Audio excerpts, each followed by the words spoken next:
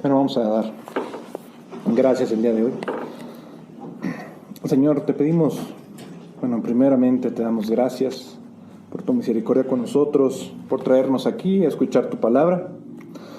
Te pedimos que esta mañana nos abras nuestros corazones para tenerlos atentos a ti, que seamos humildes y deseosos de escuchar tus enseñanzas.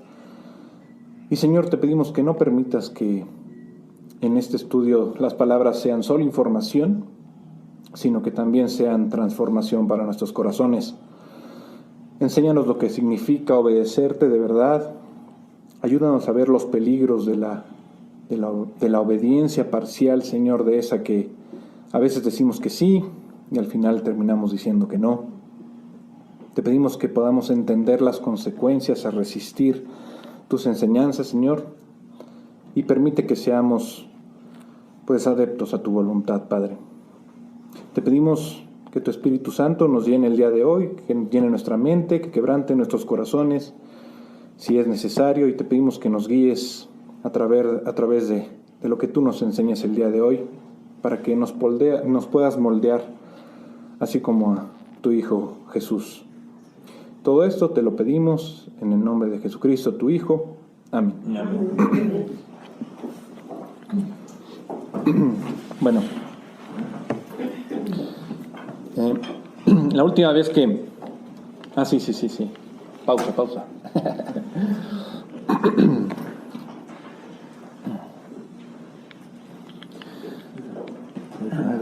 Sí, claro. ¿Qué es eso? Nada. ¿Aquí?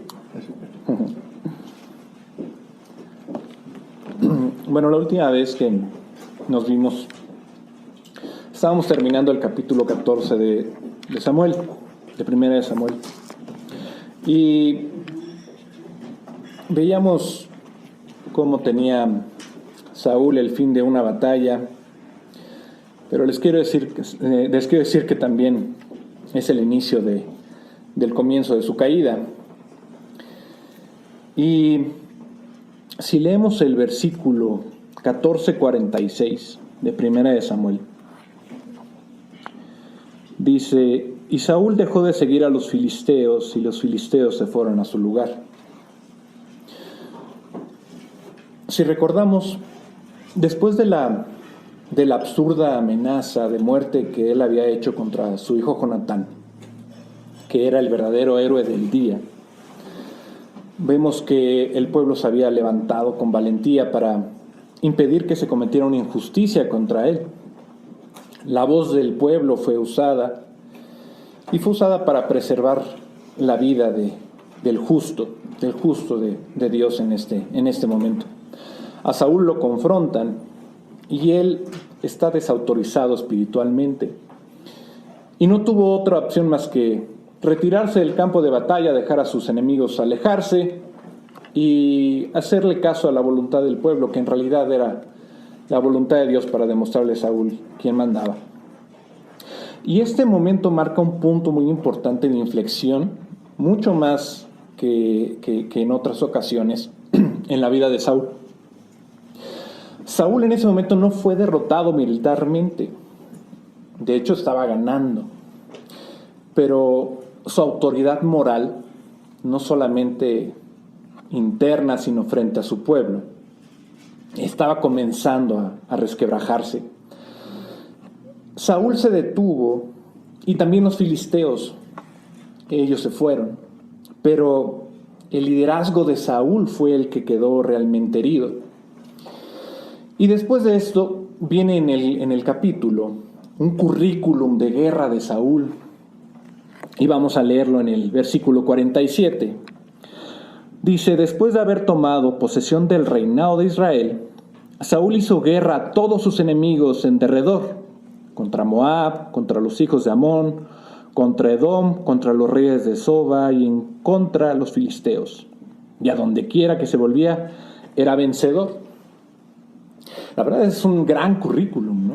Si uno no pone en un currículum vitae para tener un nuevo puesto o ser candidato a uno, pues seguramente lo tomarían en cuenta. Pero aquí yo creo que hay una pausa narrativa en la historia. y leemos este resumen militar del reinado de Saúl. Y a mí me recuerda que, aunque imperfecto Saúl, pues fue un rey muy activo en la defensa de Israel. Luchó contra estos pueblos, contra Moab, Amón, Edom, los reyes de Soba y los filisteos. Y dice, donde quiera que iba, él vencía, ¿no? Dios sí le concedió estas victorias y hubo liberación para el pueblo de Israel. Y hay una especial mención que se hace a Amalek en el versículo 48, quiero que lo leamos. Dice, y reunió un ejército y derrotó a Amalek y libró a Israel de mano de los que lo saqueaban. Lo cual nos introduce al capítulo siguiente, donde vamos a ver a Saúl cómo va a fallar dramáticamente. Y aunque esta sección muestra a Saúl en esa faceta de conquistador con todo este currículum, en realidad no es un elogio, sino es el antes de una prueba definitiva para él, ¿no? Y es decisiva. Creo que es el eco de una carrera que prometía más de lo que cumplió Saúl. Y creo que podemos decir que la actividad externa no siempre revela el estado de nuestro corazón. Después viene lo que es la familia de Saúl y la estructura de su poder en esa familia, ¿no? Hoy en día hay familias políticas que están en el poder. Un ejemplo es Estados Unidos, donde el presidente hoy en día está dejando todo como para su familia, ¿no? Todos están en negocios, todos están en la política. Más o menos así dejó Saúl en esta parte de la narrativa muy bien estructurado, ¿no? Dice el versículo 49, y los hijos de Saúl fueron Jonatán, Isui y Malquisúa, y los nombres de sus dos hijas eran el de la mayor Merab y el de la menor Mical. Y se nos introduce brevemente a la familia real, ¿no? Y este retrato familiar es importante por varias razones. Primero, Jonatán, que es este hijo valeroso, el hijo fiel, que contrastará todavía más con su padre en los capítulos posteriores. Después sigue Mical, muy importante porque va a ser la esposa de David, el nuevo rey. Y aquí hay un punto importante que es el de Abner, que es su primo y también va a ser su general, bueno, es su general. Y será también una figura clave en los conflictos entre la casa de Saúl y la casa de David. Todos estos son los personajes, ¿no?, que vamos a ver en la casa de Saúl, ¿no? Y este retrato establece estas lealtades, pero también traiciones y transiciones que vamos a ver. Ahora, en el versículo 52, si quieren vamos a leer después del 50 al 52, dice, y el nombre de la mujer de Saúl era Ahinoam, hija de Ahimás, y el nombre del general de su ejército era Abner, hijo de Ner, tío de Saúl. Vamos a leer el 51 y 52, porque Cis, padre de Saúl, y Ner, padre de Abner, fueron hijos de Abiel. Y hubo guerra encarnizada en contra de los filisteos todo el tiempo de Saúl, y a todo el que Saúl veía que era hombre esforzado y apto para combatir, lo juntaba consigo. Bueno, dice el 52, y a todo el que Saúl se veía que era hombre esforzado y apto para combatir, lo juntaba consigo. Bueno, aquí vamos a ver una persona que está en RH, ¿no?, en recursos humanos.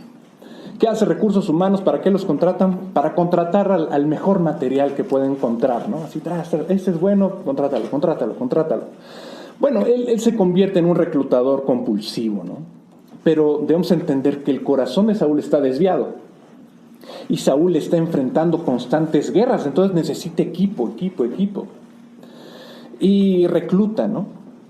Y reclutaba con una estrategia militar, ¿no? Entonces, ¿cuál era su estrategia? Que todo hombre valiente era integrado a su ejército, ¿no? Pero lo que Saúl no reclutaba era lo más importante para Dios, que era tener corazones conforme a Él, conforme a Dios. Y este versículo, para cerrar el capítulo, tiene una nota de pragmatismo, de practicidad, ¿no? Pero es practicidad militar, ¿no? Pero encierra una advertencia. Que Saúl es lo que está haciendo con reclutar a tanto ejército, ¿no? Primero, él y cualquiera de nosotros puede edificar un ejército, ¿no? Pero también puede perder el favor de Dios. Él ya lo tenía perdido. Ahora, él está reuniendo gente muy fuerte, ¿no? Pero aún así está perdiendo su propósito espiritual. Así nosotros también, o sea, si empezamos a edificar un ejército y tener esto y aquello, y qué pasa si adelante en mi vida hay esto, y uno se empieza a olvidar de Dios, pues, aunque reúnas a la gente más fuerte, a los medios físicos, humanos, también más fuertes, también puedes perder tu propósito espiritual, ¿no? Y aquí mi pregunta es, ¿qué tipo de autoridad estás ejerciendo, ¿no? Como líderes, como padres, como algunos que son mentores y como creyentes, nuestras palabras pueden tener peso, pero si no están guiadas por la justicia y la verdad, como dicen hoy en día, el pueblo sabio se va a oponer, como lo hizo el pueblo de Israel ante el juicio de Saúl contra Jonatán. Y no sé si han visto las noticias, pero aunque no sea de lo más espiritual, tú ves también esta enseñanza en cómo los pueblos se cansan de sus gobernantes. Y aunque el gobierno diga, no, todo está bien, de repente tú ves cómo se encienden las alarmas con la gente, ¿no? Ante las injusticias. Ahora imagínate cómo se veía el pueblo, el ejército que fue guiado por Dios para defender a Jonatán contra su rey, ¿no? Yo espero que de verdad en este país y donde se predique el Evangelio, todavía con libertad y aún, aunque no sea con libertad en muchos otros, el avivamiento surge y tiene que surgir primero por nuestra iglesia y antes de eso, con nosotros. Ahora yo te pregunto, ¿estás ganando estas batallas externas? Tal vez, pero ¿estás perdiendo las internas? Saúl vencía en guerras, ¿no? Y se ve en eso en su currículum, vencía aquí, vencía allá, se oponía aquí, se oponía allá. Pero no vencía su orgullo, que era lo más importante. Y tampoco vencía esta desobediencia hacia Dios. No quería hincarse ante Dios y decir que Él lo perdonara. No. Él seguía orgulloso y sí, seguía venciendo. Dios le dio también esa oportunidad. Pero lo más importante, no lo estaba haciendo, ¿no? Entonces, ¿de qué te sirve avanzar en tu carrera, en tu vida, en tu ministerio, en tus proyectos, si tu corazón se está alejando de Dios? ¿A quién estás reclutando hoy en tu vida si tú eres ese gerente, ese director de recursos humanos en tu vida? Saúl buscaba a estos hombres fuertes, pero Dios busca estos corazones íntegros. Y hay una escena que recuerdo haber visto por ahí en internet. Justamente la última cena, y se supone que Jesús está hablando con Judas, ¿no? Y con Judas Iscariote. Y Jesús le habla, ¿no? Se dirige a Judas y le dice, alguien ya ha tomado tu corazón. Y Judas así como, no, pues ¿quién será, no? Y dice, ¿quién, Señor? Y le dice Jesús, pues Dios no es. ¿Qué tipo de personas te están rodeando hoy en día? ¿Estás rodeado tal vez de la fuerza o la sabiduría espiritual de Dios o de la del mundo? Ahora, creo que hay algo importante acerca del nuevo capítulo, porque hay esta línea invisible que no debemos cruzar, ¿no? Que es la obediencia parcial. Tenemos que tener una obediencia total. La parcial ya estamos viendo cómo Saúl pues ya está como en resbaladilla hacia abajo, ¿no? Y no sé si has sido en resbaladilla y si lo recuerdas de niño, pues era muy fácil, ¿no? Pesabas y te ibas así, ¿no? Pero si te ibas con un amigo y te iba atrás de ti o algo, no, pues te ibas más rápido, ¿no? Era normal, ¿no? Entonces Saúl va solo y de repente empieza a cargar más y más hombres fuertes. En lugar de arrepentirse ante Dios, no, pues va así más rápido todavía, ¿no? Y aquí vemos que hay un punto sin retorno, ¿no? Y justamente hoy llegamos a ese capítulo que es de los más graves y decisivos en la vida del rey Saúl. Si hasta ahora había dado estas señales de orgullo, de impulsividad y esta religiosidad superficial donde ponía los altares y todo esto, bueno, en 1 Samuel 15, vemos el momento en que se quiebra por completo. Y se quiebra por completo esta relación también con Dios. Y lo que vemos es que no fue una caída repentina. O sea, no se tropezó, cayó en la resbaladilla y se fue. No. Fue el resultado de una serie de grietas, y grietas pequeñas, que justamente fueron constantes en su carácter, ¿no? Imagínense su vestidura, ¿no? De guerra, me imagino, ¿no? Que hubieran tenido la metalurgia y se hubieran puesto así, de metal, ¿no? Te imaginas a los de las cruzadas, ¿no? Todos llenos de metal. Pues imagínense grieta tras grieta, tras grieta, tras grieta. Pues tarde o temprano se rompe, ¿no? Y vemos que esta caída, pues sí, no fue repentina, sino que los grandes fracasos comienzan con pequeñas desobediencias, ¿no? Sobre todo cuando hay pequeñas desobediencias, si no vas a Dios y le pides perdón, ¿no? Aunque Saúl era el ungido de Dios, llegó a cruzar esta línea invisible, pero muy decisiva. Desobedeció deliberadamente a Dios y trató de justificar su pecado con argumentos religiosos y militares. Mira, te puse altares. Oye, pues yo traté de hacer los sacrificios. Mira, todas estas batallas que he ganado. ¿Por qué? Porque he contratado a los mejores guerreros, ¿no? Y quiero que veamos ahora 1 Samuel 15, del 1 al 3, que dice: Después Samuel, el título, Saúl desobedece y es desechado. Después Samuel dijo a Saúl: Jehová me envió a que te ungiese por rey sobre su pueblo Israel. Ahora pues, está atento a las palabras de Jehová. Así ha dicho Jehová de los ejércitos: Yo castigaré lo que hizo Amalec a Israel al oponérsele en el camino cuando subía de Egipto. Ve pues y hiere a Amalec y destruye todo lo que tiene, y no te apiades de él. Mata a hombres, mujeres, niños, y aun los de pecho, vacas, ovejas, camellos y asnos. Samuel comienza recordándole a Saúl algo importante. Tú no estás en el trono por tu propia cuenta. Fuiste puesto por Dios, por lo tanto debes obedecer a Dios, todo lo que ordena. No se trata de ser rey a tu manera. No se trata de hacer lo que te parece bien. Dios espera esta obediencia total de su ungido. Y este mandato puede sonar duro o radical porque implica destruir completamente a Amalec, incluso los animales, ¿no? Pero para comprenderlo necesitaríamos entender el contexto espiritual de Amalec, ¿no?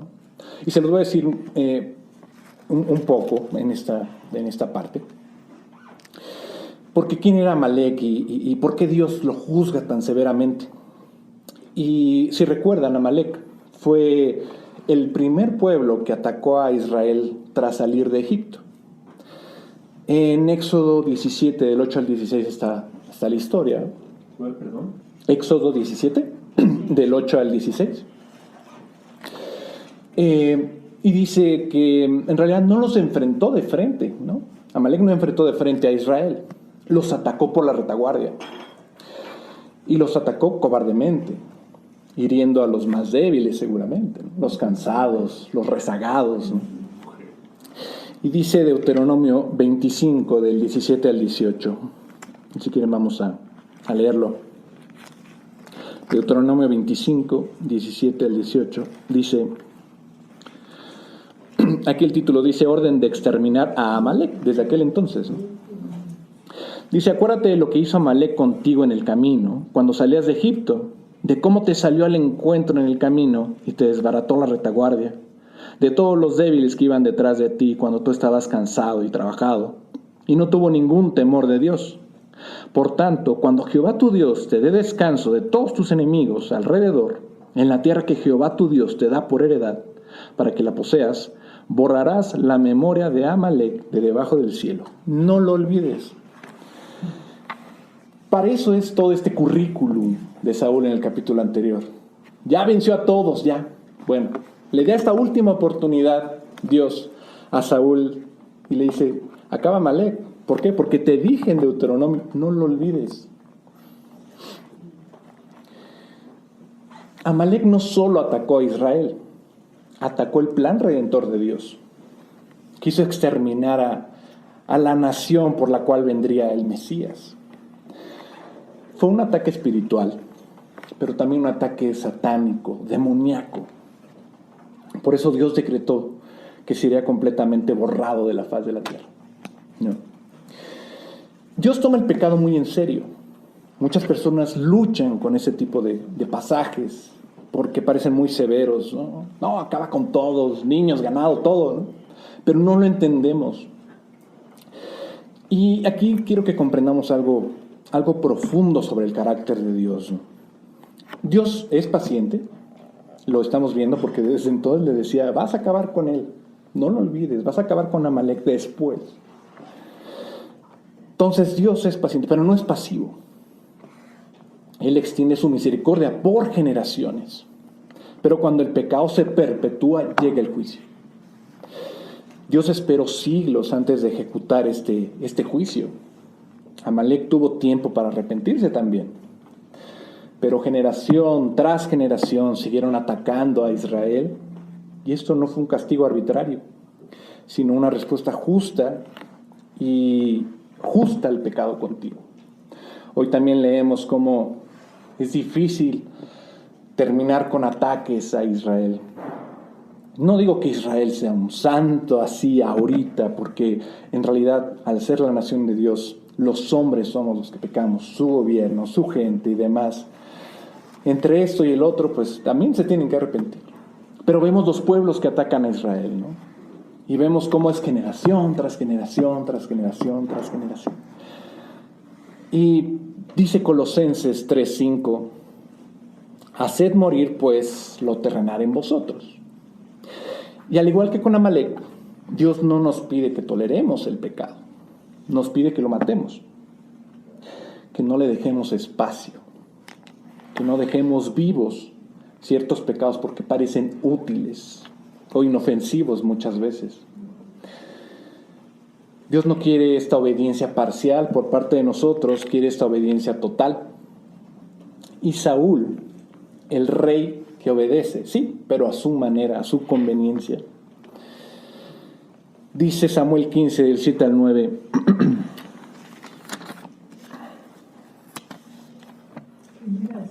Primera Samuel 15, del 7 al 9, perdón. Y Saúl derrotó a los amalecitas desde Ávila hasta llegar a Shur, que está al oriente de Egipto, y tomó vivo a Agag, rey de Amalek. Pero a todo el pueblo mató a filo de espada. Y Saúl y el pueblo perdonaron a Agag, y a lo mejor de las ovejas y el ganado mayor, de los animales engordados, de los carneros y de todo lo bueno. Y no lo quisieron destruir, mas todo lo que era vil y despreciable destruyeron. Bueno. Saúl obedeció en parte. Destruyó, pero decidió guardar lo mejor. ¿Cuál fue el problema? Él creyó que podía mejorar el plan de Dios, ¿no? Pero la obediencia parcial es desobediencia total. Cuando Samuel lo confronta, Saúl dice algo asombroso. Y vamos a leer justamente 1 Samuel 15, del 20 al 21. Dice, y Saúl respondió a Samuel, antes bien he obedecido la voz de Jehová, y fui a la misión que Jehová me envió, y he traído a Agag, rey de Amalek, y he destruido a los amalecitas. Mas el pueblo tomó del botín ovejas y vacas, las primicias del anatema, para ofrecer sacrificios a Jehová tu Dios en Gilgal. Qué religioso suena eso, ¿no? Pero es hipocresía. Dice 1 Samuel 15, 22 y 23. Y Samuel dijo, ¿se complace Jehová tanto en los holocaustos y víctimas como en que se obedezca a las palabras de Jehová? Ciertamente el obedecer es mejor que los sacrificios y el prestar atención que la grosura de los carneros, porque como pecado de adivinación es la rebelión y como ídolos e idolatría la obstinación. Por cuanto tú desechaste la palabra de Jehová, él también te ha desechado para que no seas rey. ¿Cuál es nuestra advertencia? Saúl perdió esta unción, perdió esta autoridad. Y Saúl le abrió la puerta a espíritus malignos también. 1 Samuel 16:14 lo dice, ¿no? Dice el 16:14, el espíritu de Jehová se apartó de Saúl y le atormentaba un espíritu malo de parte de Jehová. Todo por no obedecer. todo por dejar vivo a Agag. ¿Qué Agag estás dejando vivo tú? Yo, nosotros. ¿Es un pecado secreto? ¿Es una relación prohibida? ¿Una práctica que sabes que no agrada a Dios pero la justificas? ¿La religiosidad? Dios también nota lo bueno, ¿no? En medio de tanto juicio hay una nota hermosa aquí, donde habla de los ceneos. Y estos eran aliados de Israel, que fueron advertidos y protegidos. Y Dios no olvida el bien que hacen en su nombre, ¿no? Me voy a adelantar a Hebreos 6:10, si quieren nada más apúntenlo y nada más les voy a leer esta parte. Dice: Dios no es injusto para olvidar vuestra obra y el trabajo de amor.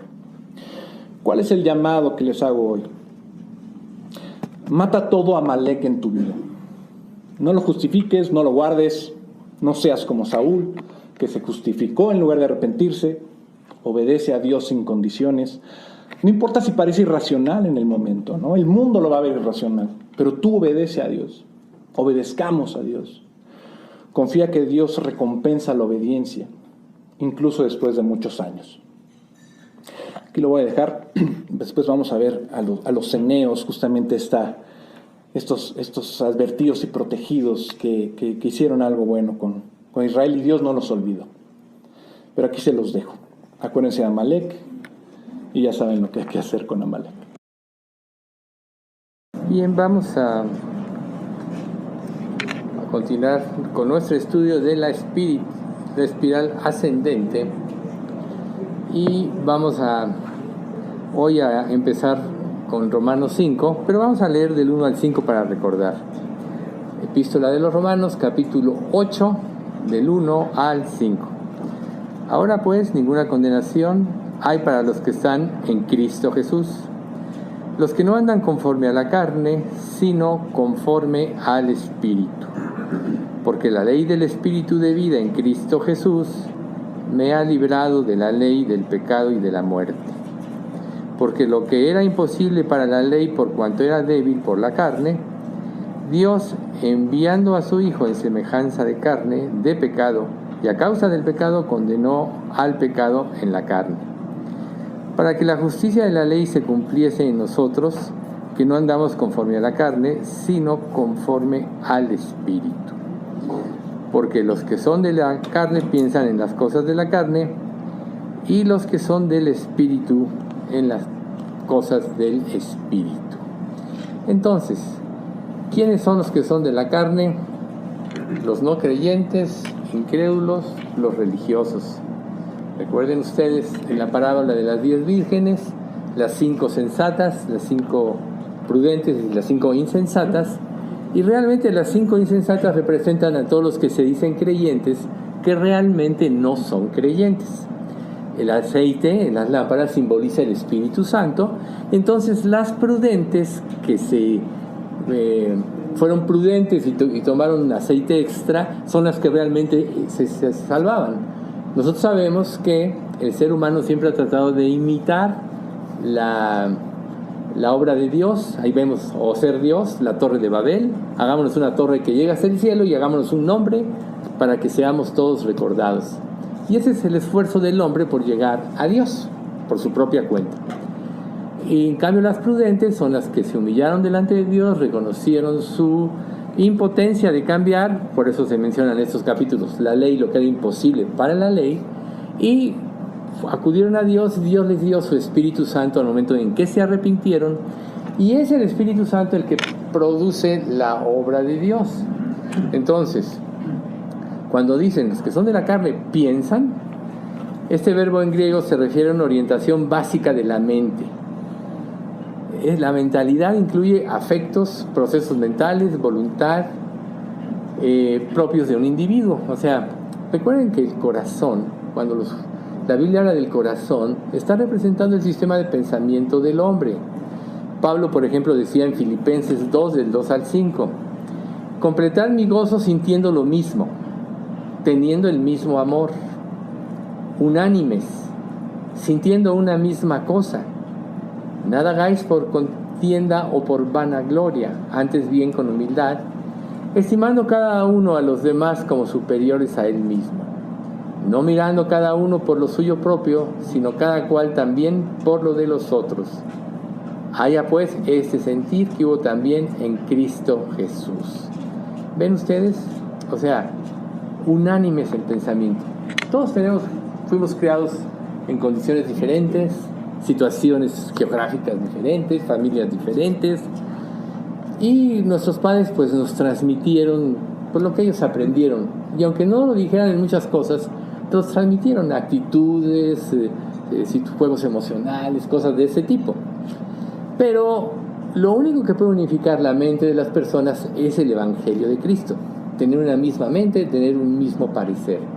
Y la única manera de que en el Evangelio de Cristo haya victoria es siguiendo los pasos que Jesús dio, su misión completa a Dios Padre. Entonces, cuando nosotros estamos ahí, naturalmente se empiezan a producir en nosotros los frutos del mismo Espíritu Santo. Entonces, para que una iglesia pueda crecer y prosperar, los creyentes tienen que vivir en la palabra, unánimes en un pensamiento, vivir para agradar a Dios, servirle de acuerdo a sus propósitos. Por ejemplo, más adelante en Filipenses 3:15 y 19 dice: así que todos los que somos perfectos, esto mismo sintamos. Y si otra cosa sentís, esto también lo revelará Dios. Luego el 19: el fin de los cuales será perdición, cuyo Dios es el vientre y cuya gloria es su vergüenza, que solo piensan en lo terrenal. Entonces aquí vemos el contraste entre el que anda según la carne y el que anda según el Espíritu. O sea, el que anda según el Espíritu tiene, reitero, la mente de Cristo gobernando sus vidas, desarrollándose a través de la palabra de Dios y la obediencia, y los que viven según la carne pues siguen sus propios pensamientos, como se explicó ahora en 1 Samuel, como lo explicó Mauricio. Pero Dios quiere algo muy importante, y eso nos lo dice Colosenses 3:2: poner la mira en las cosas de arriba, no en las de las tierras. Para poder pensar como Jesús, tenemos que tener un filtro, que es la palabra de Dios, y tenemos que ver las cosas desde la perspectiva de Dios. A eso se refiere poner la mira en las cosas de arriba, aprender a ver como Dios ve. Y ese sentido solo nos lo da la palabra de Dios, ¿no? La palabra, recuerden, penetra hasta lo más profundo del alma, del espíritu, las coyunturas y los tuétanos, y discierne las intenciones y los pensamientos del corazón. Entonces, la necesidad o el punto de la disposición básica de la gente incrédula es la autocomplacencia. Por eso ya hemos dicho que el principio del pecado es la autocomplacencia. Yo me voy a complacer a sí mismo y no importa a quién me lleve. Yo vivo por mí y para mí. Y en cambio en Cristo cada uno ve a los demás como superiores a él mismo, ¿no? Entonces, ¿cuál va a ser el fin de aquellos que solo miran bajo su propia perspectiva? Nos lo dice Filipenses 3:19: el fin de los cuales será perdición, cuyo Dios es el vientre y cuya gloria es su vergüenza, que solo piensan en lo terrenal. Pedro también enfatiza esto en 2 de Pedro 2:10 y dice: y mayormente aquellos que siguiendo la carne andan en concupiscencia e inmundicia y desprecian el señorío, atrevidos y contumaces, no temen decir mal de las potestades superiores, los que son del Espíritu. Entonces, no temen decir mal, pero los que son del Espíritu es diferente. ¿Ven ustedes?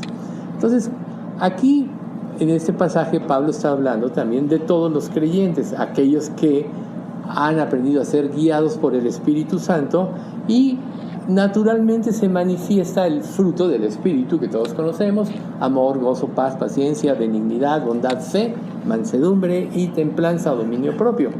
Eso es lo que el Espíritu Santo, cuando entra en el corazón de un creyente o de una persona que se arrepiente y cree, empieza a producir amor, ¿no? El amor no busca lo suyo, el amor no hace nada individuo, etc.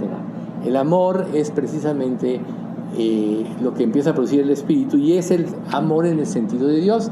Recuerden que el amor humano es condicional. Te amo si haces lo que yo digo, te vistes como yo quiero, si te sometes a lo que yo digo, etc. Si me adivinas el pensamiento, ese es el amor egoísta. Y bueno, eso ya lo sabemos que pasa en mucha gente.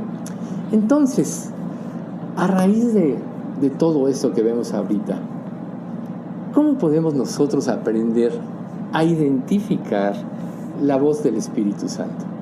Vamos a empezar a ver algunos conceptos muy interesantes. No creo que acabemos hoy, pero es muy importante porque a veces, este mundo nos bombardea con ideas y con muchas cosas, y a veces es muy difícil concentrarse en las cosas de Dios. ¿Por qué? Pues que por un lado todo lo que tú recibes, cada día tú sales a la calle y letreros y gente agresiva, vas al trabajo o a la escuela, si es el caso. Bueno, aquí creo que ya nadie estudia, ¿no? No es cierto. No es el caso. Entonces, estamos bombardeados de muchas cosas. Pero cuando nosotros vamos caminando en esta vida, tenemos que aprender a discernir. Entonces el Espíritu Santo quiere que nosotros aprendamos a conocer las señales que Él nos da, que es la esencia de nuestra comunicación con Dios, ¿sí? Si nosotros no aprendemos a ver esas señales en nuestra vida, entonces nunca vamos a poder obedecer, ¿sí? Ya el ejemplo de Saúl, pues es una introducción de todo esto. Pero en realidad, en nuestra vida diaria, si nosotros no ponemos los ojos en Cristo, va a ser difícil que cumplamos la obra de Dios. Por ejemplo, Pablo, cuando sabía que iba a enfrentar muchas cosas en 1 Corintios, dice, me propuso no saber otra cosa, sino a Cristo y a este crucificado, ¿no? Quiere decir que él determinó que no iba a dejarse influenciar ni por sus temores, ni por la influencia de las filosofías de ese tiempo, ni por las falsas religiones, ni por los falsos dioses. Entonces él dijo, yo solo voy a tener en mente a Jesucristo. Y esa es la manera en que nosotros podemos adelantar o afianzar nuestra relación con Dios. El Espíritu Santo empieza a hablarnos, empieza a darnos señales, a manifestar su voluntad en nuestra vida, y estas nos van a guiar en nuestras decisiones. ¿Cuántas veces nosotros no hemos tomado malas decisiones por no tener claridad en lo que tenemos que hacer? Entonces, aprender a identificar las señales del Espíritu Santo nos va a fortalecer en nuestra fe y nos va a ayudar a vivir de una manera más intencional respecto de nuestra relación a Dios o con Dios y conectada con el Espíritu Santo. Va a producir en nosotros la paz interior. Yo creo que todos hemos sentido, como creyentes, cuando algo anda mal y naturalmente digo, ya perdí la paz. ¿Por qué no tengo paz en esta situación? Y a veces, cuando ya determinamos en nuestra mente algo, es muy difícil poder discernir hasta qué grado Dios me está quitando la paz de esto y hasta qué grado yo estoy siendo necio en esta situación que Dios me está mostrando. Entonces, la paz que Dios nos da es una evidencia de que vamos por el camino de su voluntad, y eso nos puede dar tranquilidad y sobrepasa el entendimiento humano. Pero cuando Dios nos quita la paz, entonces es precisamente donde tenemos que pararnos, frenarnos y empezar a ver, bueno, ¿por qué estoy perdiendo la paz? ¿Por qué no me siento a gusto en esta situación? Sin duda alguna, todos hemos experimentado esto. Recuerden ustedes que cuando vivimos la palabra de Dios, hay un pasaje en Isaías que dice: el efecto de la justicia, 32:17, será la paz, y la labor de la justicia, reposo y seguridad para siempre. ¿Ven ustedes? ¿Cuál justicia? ¿La tuya? No, la justicia de Cristo. Si nosotros no vivimos en función de la justicia de Cristo, va a ser muy difícil que podamos tener la verdadera paz. Por eso es que nosotros tenemos que buscar siempre la voluntad de Dios, y el Espíritu Santo nos va a ayudar y nos lo va a confirmar dándonos paz. Isaías 26:12, Jehová, tú nos darás paz, porque también hiciste en nosotros todas nuestras obras. Las obras que Dios preparó desde antes de la fundación del mundo para que andemos en ellas son las obras que produce el Espíritu Santo conforme a la voluntad de Dios. Es como un faro que ilumina nuestro sendero, ¿sí? Y nos lleva a tomar decisiones que agradan a Dios. Cuando tú empiezas a tener estas luchas de si hago o no hago, si será esa voluntad o no, la misma palabra te dice que tú vas a perder precisamente esa paz y esa seguridad cuando no estás en el camino que Dios quiere, ¿sí? Entonces el Espíritu Santo, si vamos y empezamos a pedirle que nos guíe y empezamos a buscar su voluntad a través de las Escrituras, entonces va a empezar a quitar las contradicciones o las luchas internas que nosotros tenemos, ¿sí? Si pedís algo conforme a su voluntad, Él nos oye, dice la Escritura. Y si sabemos que Él nos oye, sabemos que tenemos las peticiones que hayamos hecho. Pero ¿qué pasa cuando nosotros somos religiosos, queremos ya establecer nuestro propio plan, y entonces empezamos a pedir para que Dios cumpla nuestra voluntad y no buscamos la suya? Ahí es donde viene la confusión, ahí es donde viene la falta de paz. Por eso es tan importante la palabra de Dios. Porque la palabra de Dios, cuando buscamos a Dios de corazón, siempre va a discernir lo que hay dentro de nosotros. Recuerden, discierne las intenciones y los pensamientos del corazón. Hebreos 4:12, ¿no? La palabra discierne las intenciones y los pensamientos del corazón. Entonces vamos a entender nuestro egoísmo, vamos a entender que no queremos hacer la voluntad de Dios, sino que Dios haga la nuestra. En lugar de vivir para glorificarlo, más bien lo vamos a querer usar como un instrumento para que Él cumpla nuestros deseos. Y todo esto ya nos implicó una desviación del verdadero sendero que Dios quiere. Por eso es tan importante buscar la voluntad de Dios revelada a través de la Biblia para que nuestros pensamientos y nuestra vida se alineen con Él. ¿Andarán juntos si no estuvieran de acuerdo? ¿No? El que no es conmigo, contra mí es. El que conmigo no recoge, desparrama. ¿Ven ustedes? Entonces, para poder obtener la bendición de Dios y obtener su paz y la guía del Espíritu Santo, tenemos que estar de acuerdo con Él. Naturalmente estamos en desacuerdo porque los deseos de la carne, los deseos de los ojos y la vanagloria de la vida no proceden del Padre, sino del mundo. Por tanto, cuando nos guiamos por nuestros deseos, por nuestros sueños que ya elaboramos y que a veces nos es difícil renunciar, naturalmente estamos desviándonos de la verdad. ¿Qué es lo más glorioso para un creyente? ¿O qué debe ser lo más glorioso para un creyente? ¿No será honrar y glorificar al Dios que lo rescató del infierno eterno, mandando a su Hijo para que tomase el lugar de nuestro castigo, para poder tener una relación con Él? Y el sello, por eso es tan importante el Espíritu Santo. El sello que nos dio cuando se inicia esta relación es que nos dio de su Espíritu Santo. Y pondré dentro de vosotros mi espíritu, que se habla de la regeneración en Ezequiel 36, ¿no? ¿Ven ustedes? Entonces, cuando buscamos a Dios para querer hacer su voluntad, para glorificarlo y para honrarlo, entonces va a empezar a surgir una seguridad en nosotros que nos va a proteger de errores engañosos, de cometer errores fatales. ¿Quién no se ha equivocado? Todos nos hemos equivocado. Y la palabra quiere que dentro de todos nuestros análisis, en nuestros tiempos devocionales, hagamos una especie de análisis de nuestra vida. Es bueno recordar los errores que hemos tenido para no caer en ellos otra vez.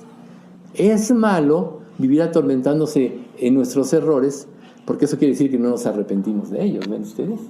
Cuando tú te arrepientes de un error y lo reconoces delante de Dios, Dios te libera de la culpa, porque Cristo ya pagó por ti, ¿no? Pero cuando tú no te liberas, entonces eso siempre te va a estar atacando hasta que te liberes. Siempre lo vas a tener en mente. Pero no es lo que yo quiero decir ahorita, sino que más bien nosotros tenemos que hacer un análisis para adquirir sabiduría de nuestra propia vida, y no nada más de nuestros errores, sino de los demás. Cuando la palabra de Dios dice considera a los demás como superiores a ti mismo, es para que tú aprendas, no nada más de tus propias experiencias, sino de las experiencias de otros, de los demás. O sea, Dios nos pone en una situación de aprendizaje siempre. Nosotros desde que nos convertimos, como niños recién nacidos, como dice Pedro, empezamos a aprender espiritualmente. Entonces, a veces Dios pone en nuestro camino una persona, un amigo, una predicación, un líder, la misma palabra, alguien que comparte una experiencia, ¿sí? Y muchas veces nos identificamos con eso, y eso nos alienta.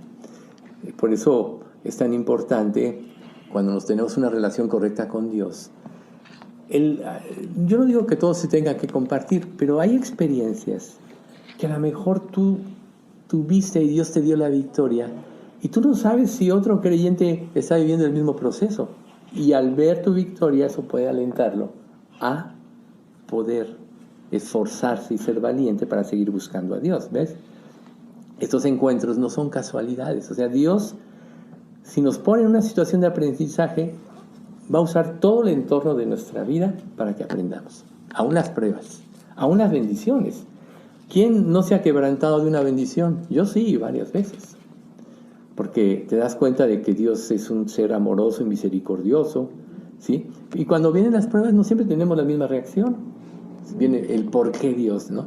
Entonces, cuando empiezas a desarrollar esa relación con Dios y empiezas a escuchar al Espíritu Santo porque te empiezas a vaciar de ti mismo, esa voz se va tornando cada día más clara.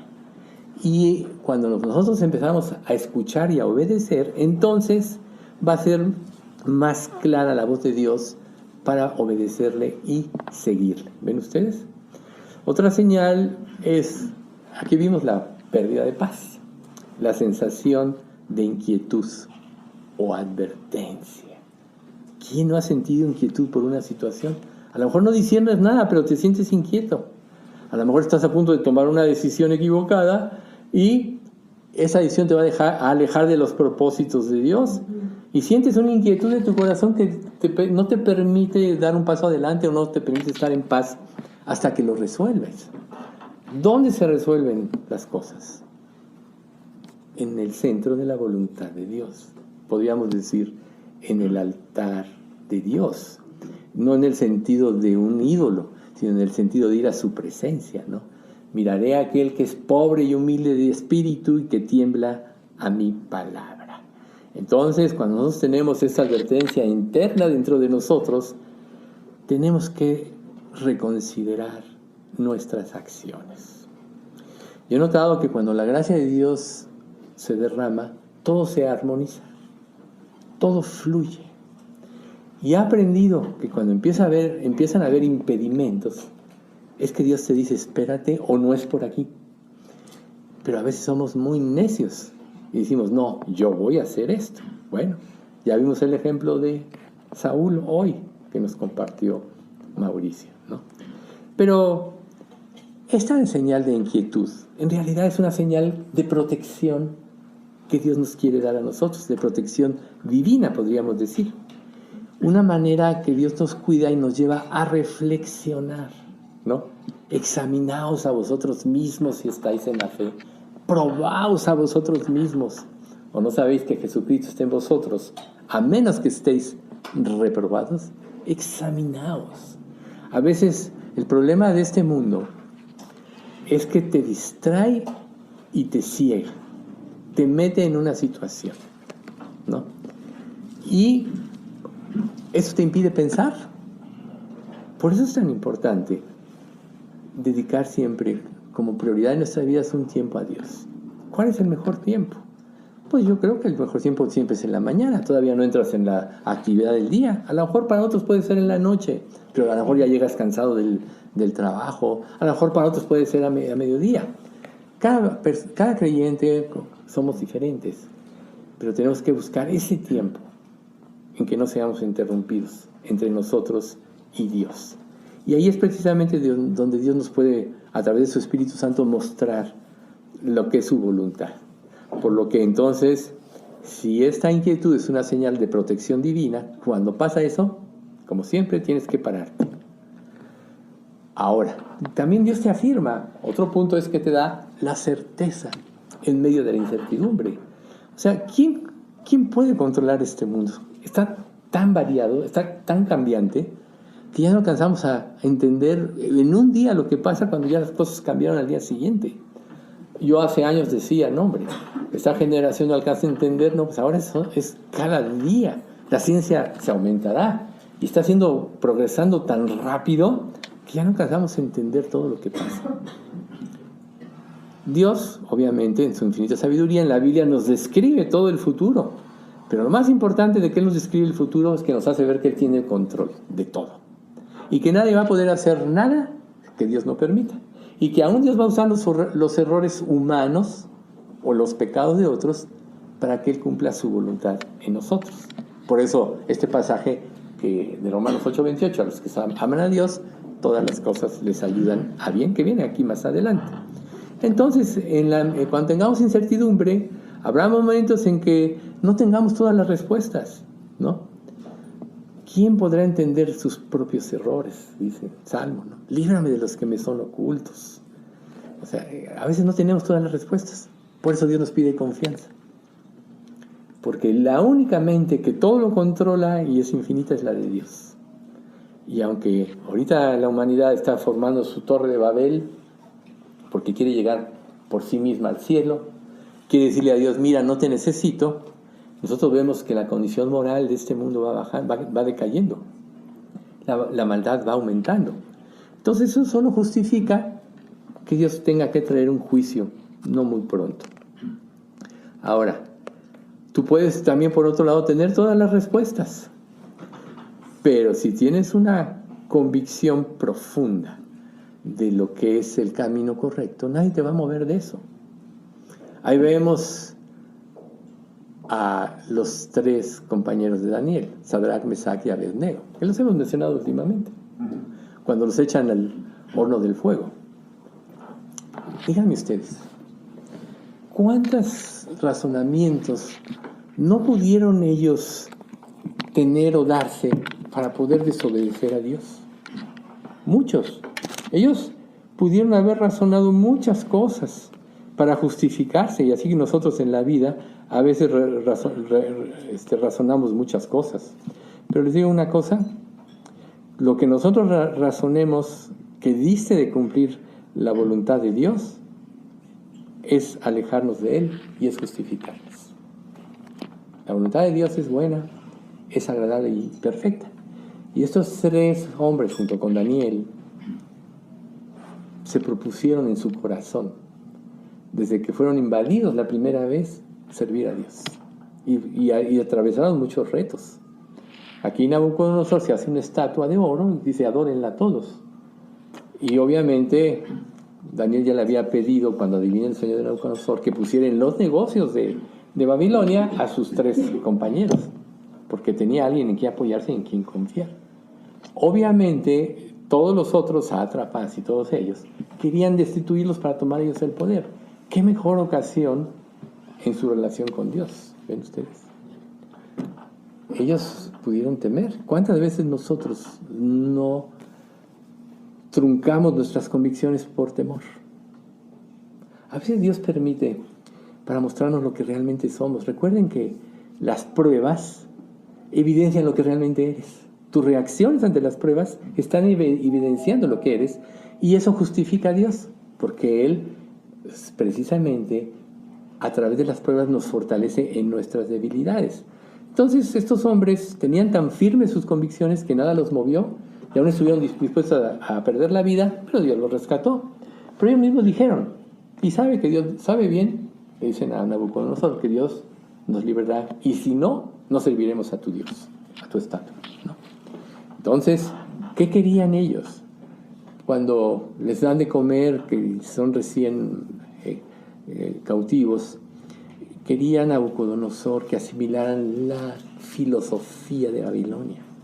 Era la comida, la adoración de múltiples dioses y todo. Ellos dijeron no.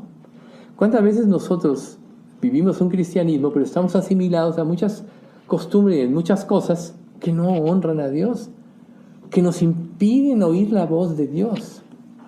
Pero cuando tienes convicción y sé firmes, entonces Dios te da la certeza.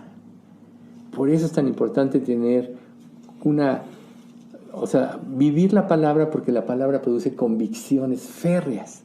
Y esas son las que te van a salvar en los momentos de pruebas.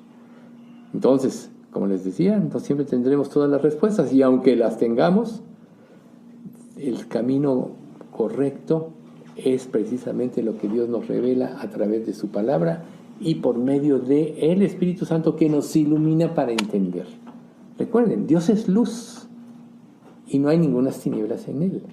Cuando estamos en comunión con Dios, recuerden que al principio de esta parte de Romanos 8, vimos que las 3 personas de la Trinidad son un solo ser, que no se va a ofender Dios porque le pediste al Espíritu Santo algo, o no se va a ofender Cristo porque hay un niño diga, Padre, qué bueno que me salvaste de la cruz, ¿no? Y otro podría decir, no, pues fue Cristo que te salvó. Pero entonces, si Dios es uno, no está tan errado. Claro, tú teniendo ya un conocimiento de todo esto, hay hasta una anécdota que el otro día ahí me gustó mucho, que está un niñito precisamente orando, diciendo, Padre, gracias por morir en la cruz, y lo corrige un sacerdote o un ministro. No, el Padre no murió por ti en la cruz, fue Cristo. No, si no te estoy hablando a ti, le dice el niño, ¿no? O sea, la Trinidad es una sola persona, eso dice la palabra, ¿no? Claro, tú teniendo el conocimiento sabes, Jesús dijo, si pides una cosa en mi nombre, Él lo hará, y sabemos que las peticiones Dios las va a responder si están conforme a la voluntad de Dios. ¿Y dónde está la voluntad de Dios? Revelada en su palabra. Entonces, en la medida que nosotros vamos asimilándonos y vamos escuchando la voz de Dios, el mismo Espíritu nos va a guiar a pedir conforme a su voluntad. Eso viene también aquí más adelante para profundizar un poquito más. Entonces, si nosotros no tenemos la certeza de que Él tiene el control en cada situación, entonces el momento de las pruebas, nuestras convicciones, o no nuestras convicciones, vamos a fallar porque no tenemos convicciones férreas, ¿sí? Entonces, también el Espíritu puede utilizar señales externas, ¿no? Tú puedes aprender de todo, o sea, Dios nos pone en una situación de aprendizaje en todo el entorno de nuestra vida. Y si Él nos pone, tenemos que aprender a ver, como decíamos hace un momento, las cosas desde el punto de vista de Dios para que podamos aprender. Toda la creación fue hecha por Dios. Y Dios dice en Romanos que la creación da testimonio de Él. O sea, tú puedes aprender aún de eso, ¿no? Ahora, por ejemplo, los grandes aviones supersónicos, muchas de esas cosas, tienen formas de animales, de pájaros y todo eso, ¿no? Tanto tiempo se tardó el ser humano en entender que Dios hizo las cosas perfectas. ¿Por qué no empezar desde ahí, no? Entonces, cuando tenemos esas convicciones serias, Dios siempre nos va a responder, siempre nos va a hablar, aún va a usar cosas que ni esperábamos para que se cumpla su voluntad y para que podamos avanzar en el crecimiento de nuestra vida cristiana. Entonces, todas estas convicciones son señales que el Espíritu está usando para dirigirnos en el camino que Dios quiere que andemos, mostrándonos con claridad cuál es su voluntad. ¿Quién no se ha preguntado, ¿es esto tu voluntad? ¿Esto que voy a hacer, es tu voluntad, Dios, o no lo es? Por eso es tan importante aprender a interpretar las señales a través de las circunstancias, y con la confianza de que Dios está obrando en nuestro favor. Recuerden, la verdadera instrucción te la va a dar el Espíritu Santo. La vez pasada, o el miércoles, vimos este pasaje de Jeremías, donde dice, y ninguno enseñará a su hermano diciendo conocer al Señor, porque todos me conocerán desde el mayor hasta el menor. ¿Qué quiere decir? Que el que realmente nos enseña es el Espíritu Santo. Y si estamos bloqueando el Espíritu Santo, nos estamos privando de la instrucción divina, que es la más importante. Otra señal, el sentimiento, gozo y entusiasmo cuando estamos cumpliendo el propósito de Dios. Acuérdense de Nehemías 8, no os entristezcáis, porque el gozo de Jehová es vuestra fuerza. Cuando tú empiezas a seguir el camino de Dios, guiado por el Espíritu Santo, se empieza a desarrollar en ti esa felicidad interna. Es ese gozo, el gozo del Espíritu Santo. Porque estás caminando en armonía con Dios y Dios se goza y te transmite su gozo. Es una sensación de felicidad, de seguridad, de certeza. Y no depende de las circunstancias externas este gozo, sino que es, reitero, una alegría interna que Dios produce porque estás cumpliendo la voluntad de Dios. Ese debe ser nuestro tesoro, no lo que nosotros deseamos, queremos o anhelamos. Recuerden ustedes que fuimos mal instruidos desde siempre en este mundo y que los deseos de este mundo, reitero, son deseos engañosos. Y nosotros ciframos nuestro futuro y nuestra vida sobre deseos engañosos. ¿Qué pasa cuando las personas alcanzan esos deseos? ¿Y para qué esto? Ahí tenemos el ejemplo del libro de Eclesiastés, ¿no? Ahí diserta Salomón sobre todas estas cosas. A la felicidad dices enloqueces, ¿y para qué esto? Y esto realmente no. ¿Y qué concluye diciendo Salomón? No hay fin de hacer muchos libros.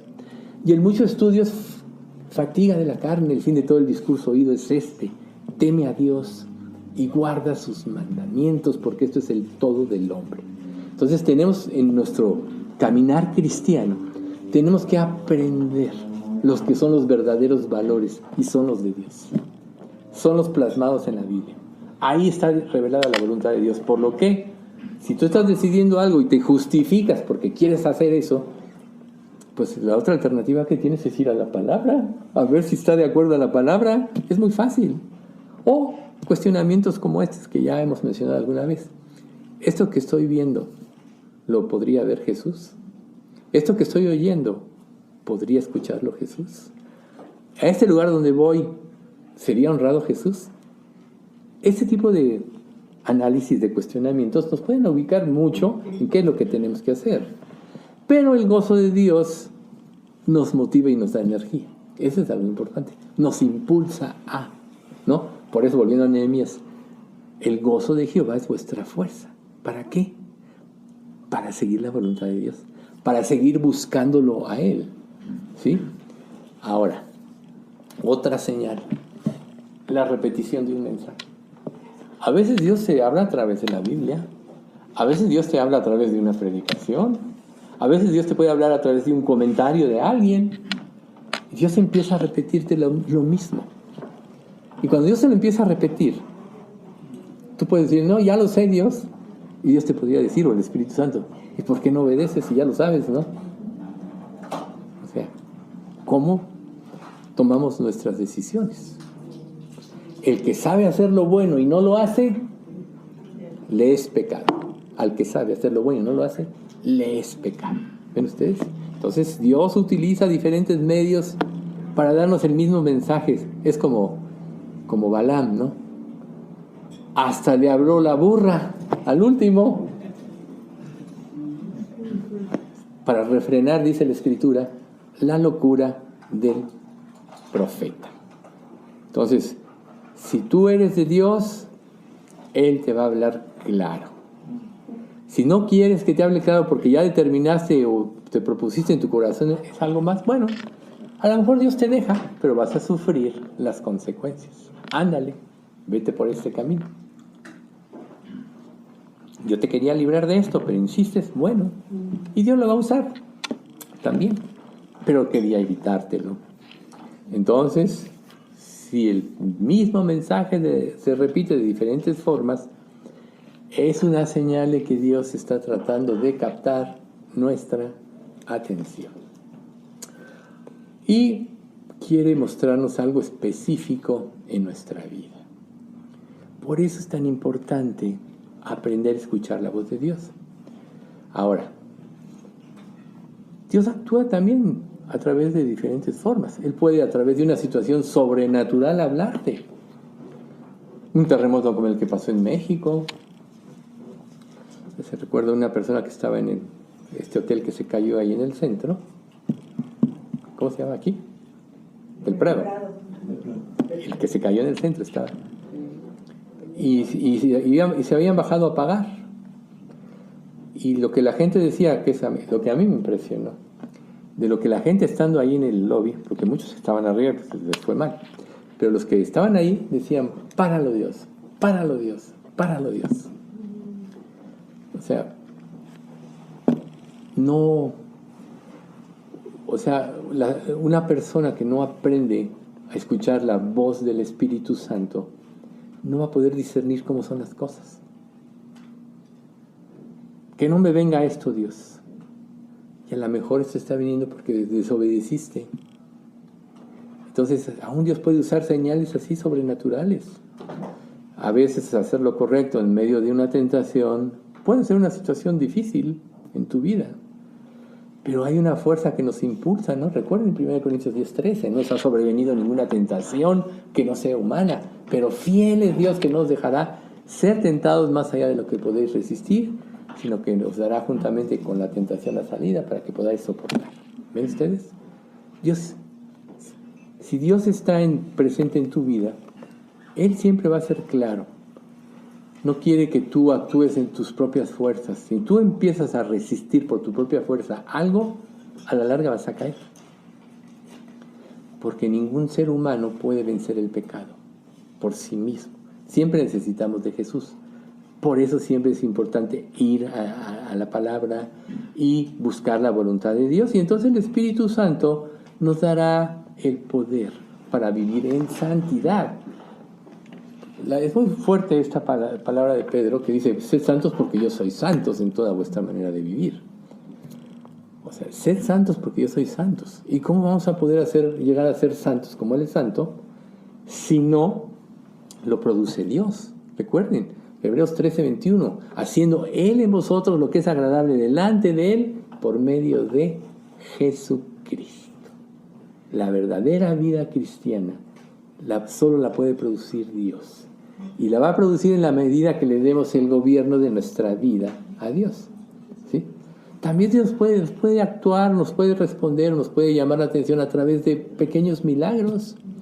A veces tú ni siquiera concientizas qué pedirle y Dios hace el milagro. Y entonces reconoces que Dios estaba actuando. Entonces reconoces su poder. O sea, Dios nos habla de diferentes maneras. Aún cosas insignificantes, ¿no?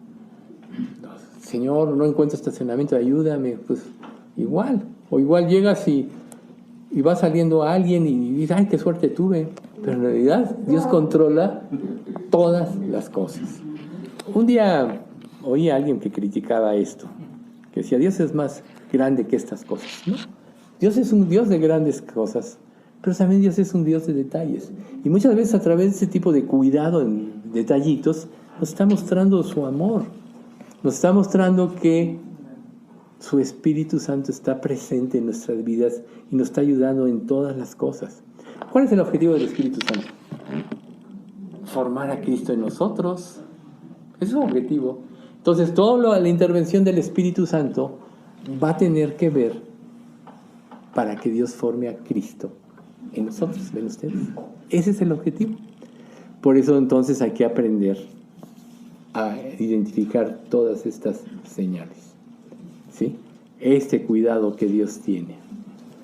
Y Dios siempre nos va a estar recordando a través de estos milagros que está al pendiente de nuestra vida. Él está al pendiente de nuestra vida. Si dio a su Hijo para que fuéramos librados del infierno y pagó Él por todos nuestros pecados, ¿cómo no va a ser Dios tener cuidado de cosas más sencillas? ¿No? Entonces, pongamos los ojos en este aspecto en Dios también. Otra forma es: tenemos que desarrollar prácticas para cultivar la sensibilidad, ¿no?, a las señales del Espíritu Santo, oír su voz, ¿sí? Aprender a escuchar. A veces leemos con prisa porque en nuestra mente queremos cumplir lo que nos propusimos leer. Tú puedes decir: voy a leer 10 capítulos al día. Yo un tiempo lo hice y hasta más leía. Pero un día me di cuenta que era más importante escuchar su voz. No importa cuánto avances, sino que aprendas a escuchar su voz a través de lo que Dios te revela en su palabra, porque eso te va a hacer que desarrolles tu sensibilidad a su voz, así de simple. A ver, no siento que esto que está aquí, que acabo de leer, tenga que ver conmigo. pero Dios, si tú lo pusiste en la Biblia, a lo mejor algo tiene que decirme. Y entonces te puedes quedar meditando en un pasaje y vas a ver cómo Dios sí te habla. Porque como hemos dicho, la Biblia es aplicable a nuestra vida en todo. Y no es casualidad que entonces Dios haya puesto tantos ejemplos, así como el de Nabucodonosor, el de Saúl y todos estos, con un propósito, ¿no? O sea, cuando Daniel le interpreta el sueño a Nabucodonosor y él se humilla ante Daniel reconociendo que es el Dios verdadero, ¿ustedes creen que dejó de adorar a otros dioses? No, fue un Dios más. Quizá fue un Dios más importante. Pero ¿qué dice el primer mandamiento? Amarás al Señor con todo tu corazón, mente, cuerpo y alma, ¿no? Entonces, a veces parcialmente decimos que amamos a Dios, parcialmente queremos obedecerlo, pero en realidad no va a suceder. Generalmente, ¿qué es lo que hace que surja el amor en una pareja? El trato. Es el trato. Empiezan a compartir cosas, luego se empiezan a identificar, se dan cuenta que pueden ser más unánimes. Digo, el mundo lleno de pecado ha perdido todas estas cosas, pero en realidad así debería ser el proceso. Cuando Dios pone en la palabra que más bien le va a desposar a la iglesia como un marido, y la iglesia como una virgen ataviada, así, pura, limpia, sin mancha, ¿no creen ustedes que Él quiere una relación íntima y estrecha con nosotros? Imagínate llegar a un matrimonio donde no conoces a la persona. Una vez estaba yo en una reunión familiar y un primo mío que estudió en el Opus Dei muchos años, pues total se salió de ahí, ya tenía su novia y nos sentamos en la misma mesa y entonces empezamos a platicar y como esta muchacha estaba ahí, empezamos a platicar y todo, y ella empezó a decir cosas y él, sí, no sabía nada de ella y ya se iba a casar. Bueno, se casó con esta, por cierto. Ojalá que haya aprendido. Pero la verdad, o sea, tiene que haber, para que haya una unión verdadera, tiene que haber una identificación total de ambos. ¿Cuánto más con Dios? ¿No? Entonces, cuando nosotros desarrollamos esta sensibilidad a Dios, a las señales del Espíritu Santo, y solo puede ser a través de prácticas espirituales como la lectura de la Biblia, tiempos de oración, tiempos devocionales y sobre todo disponer nuestro corazón para recibir su dirección.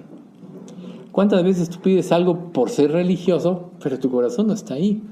No, volvemos al punto, uno de los puntos anteriores. Tú ya decidiste qué hacer. Entonces ya solo vas a buscar a Dios para que te confirme lo que tú ya decidiste. Error muy grande. Pero cuando una persona se acerca a Dios y verdaderamente quiere hacer su voluntad, la misma palabra te dice, Dios no es un Dios de confusión, sino de paz.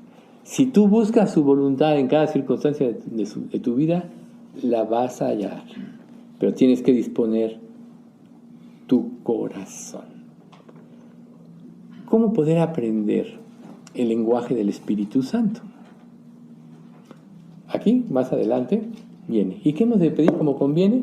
No lo sabemos, pero el Espíritu Santo intercede por nosotros con gemidos invisibles porque de acuerdo a la voluntad de Dios intercede por los santos, ¿no?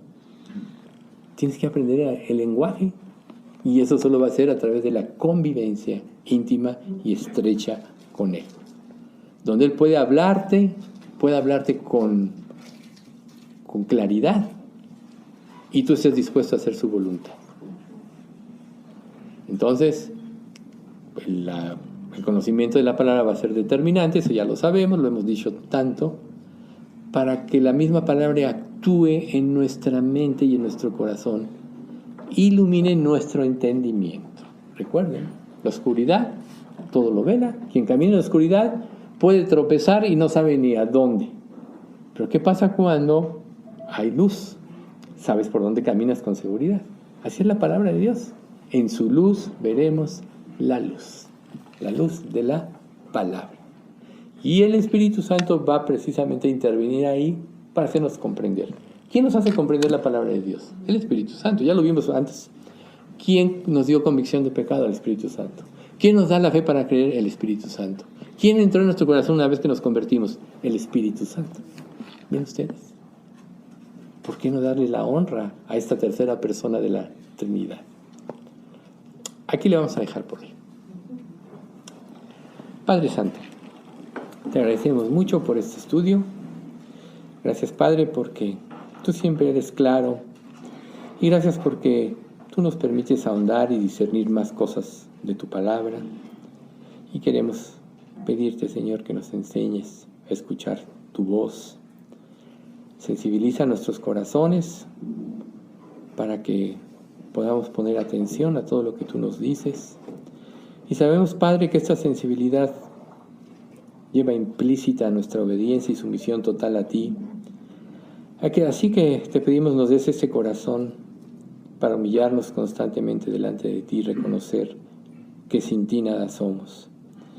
Y que la única manera en que te podremos glorificar, tanto en lo personal como iglesia, es que tú reines en nosotros y que tú reines en nuestra congregación. Te pedimos esto, Padre, y que nos permitas ir creciendo en la gracia y el conocimiento de nuestro Salvador y Señor Jesucristo, y que tu Espíritu Santo tome el control de nuestra mente y de nuestro corazón, de nuestras emociones, sentimientos, deseos, para que te podamos glorificar en todo lo que hagamos. Bendice a nuestra iglesia, Padre, bendice a los que no pudieron asistir hoy. Y todo esto te lo pedimos en nombre de Cristo Jesús. Amén.